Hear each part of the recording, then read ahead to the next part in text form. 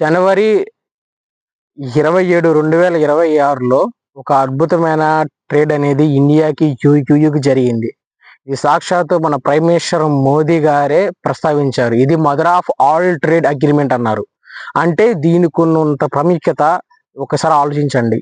ఇందులో ఏంటంటే అంటే ఎందుకు మోదీ గారు అన్నారంటే ఇండియాకి యూయూకి అంటే యూరోపియన్ యూనియన్కి మధ్య ట్రేడ్ అనేది దాదాపు $200 బిలియన్, అంటే చాలా ఒక పెద్ద వ్యాపారం అన్నమాట.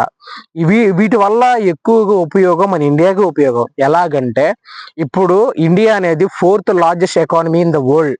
అంటే మీకు అర్థమయ్యేలాగా చెప్పాలంటే ఫస్ట్ యుఎస్ఏ అంటే అమెరికా ఉంది, second China, third Germany, fourth India. India ఖచ్చితంగా ఈ అగ్రిమెంట్లో ద్వారా ఖచ్చితంగా మన వ్యాపారాలు, మన ఎక్స్పోర్ట్స్ ఇంపోర్ట్స్ బాగా జరిగితే మన ఖచ్చితంగా ఇండియా అనేది third largest economy in the world ఖచ్చితంగా 2030 కల్లా ఖచ్చితంగా అవుతుందని అందరు ధీమా వ్యక్తం చేస్తున్నారు. అందుకనే ఈ ట్రేడ్ అనేది చాలా ఇంపార్టెంట్ అనమాట. అంటే మనం రీసెంట్గా చూసాం, మనం ఫ్రీ ట్రేడ్ అగ్రిమెంట్ అనేది మనం ఆస్ట్రేలియాతో వేసుకున్నాం, యూఏతో వేసుకున్నాం, కొన్ని దేశాలతో, చిన్న దేశాలతో వేసుకున్నాం. కానీ అన్నిటికంటే ఈ యూరోపియన్ యూనియన్ మీద వేసుకున్న ఈ అగ్రిమెంట్ అనేది చాలా అంటే చాలా ప్రాముఖ్యత అనమాట. చాలా ఇంపార్టెంట్ అయిన అగ్రిమెంట్ అనమాట ఇది.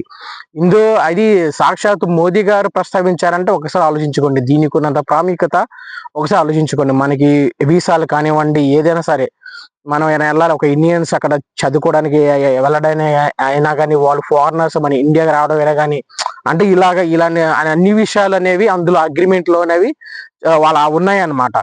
అంటే ఇది మటుకు మన ఇండియాకి ఒక గేమ్ చేంజర్ అనడంలో ఎలాంటి సందేహం లేదు. నేను చెప్తున్నా, ఖచ్చితంగా ఇండియా అనేది third largest economy in the world ఖచ్చితంగా అవుతుంది 2030 కల్లా. ఓకేనండి, థ్యాంక్ యూ సో మచ్.